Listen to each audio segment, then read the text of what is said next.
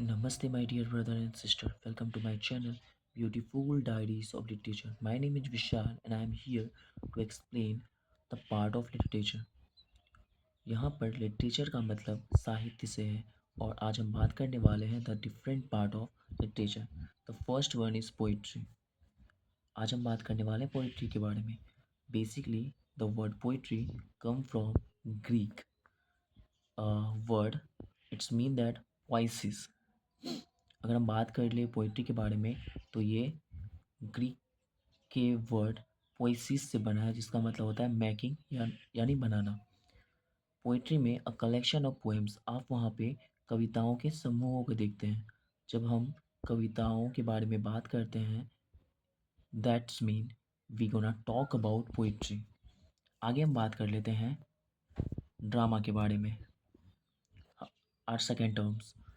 Drama जो word है वो एंशियंट ग्रीस के वर्ड से आई है, जिसका मतलब होता है अ डीड, एक्ट और प्ले.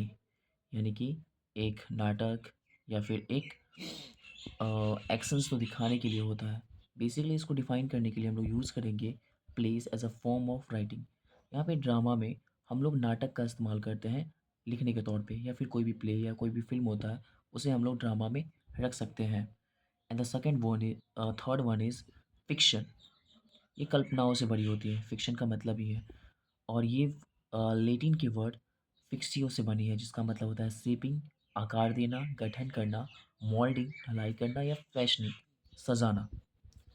ये यहाँ पे ये बात करी गई स्टोरीज़ के बारे में यानी कहानियों के बारे में, नोवेल्स काव्यों के बारे में, एक्सेट्रा, विच डिस्क्राइब इवेंट जो तथ्यों को बताए, and people that are not real, और वैसे लोगों के बारे में जो एग्जिस्ट ही नहीं करते, जो इमेजिनेशन में है.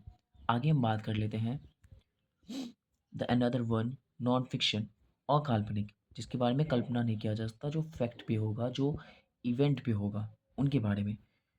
और ये आया है वर्ड यूनाइटेड स्टेट्स से, और वो भी 1860 में इसका इस्तेमाल किया गया था.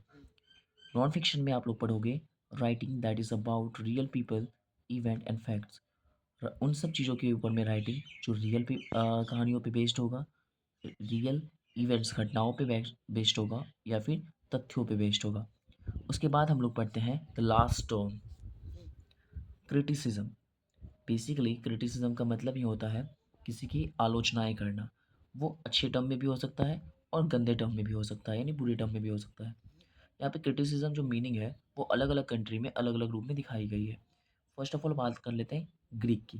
तो ग्रीक में सबसे पहले इसको क्रिटिकॉस बोला गया, जिसका मतलब होता है एबल टू जज, यानी आप योग्य होते हो और आप चीज़ों को अपने पर्सपेक्टिव से देख सकते हो.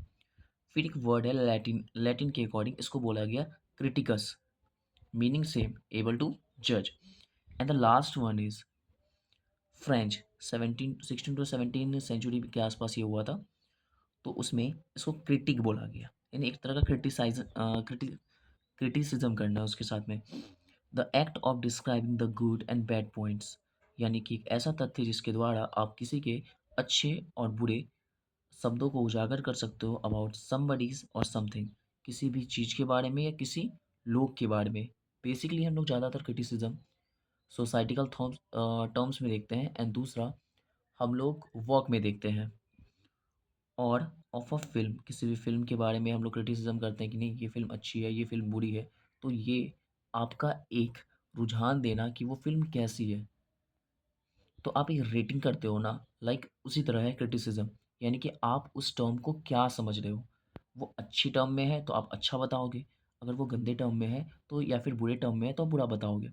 तो एक पॉइंट रखना अपना किसी फ़िल्म के बारे में. वर्क ऑफ आर्ट, वो वर्क ऑफ आर्ट कैसा था, किस बिहाफ़ पे बात किया गया था, किसी भी जेंडर या फिर किसी पार्टिकुलर रिलीजन को ठेस तो नहीं पहुँची है. ये सारे वर्ड जो कीवर्ड्स होते हैं वो क्रिटिसिज्म के पार्ट हैं. Thank you guys to hear my words. Thank you so much.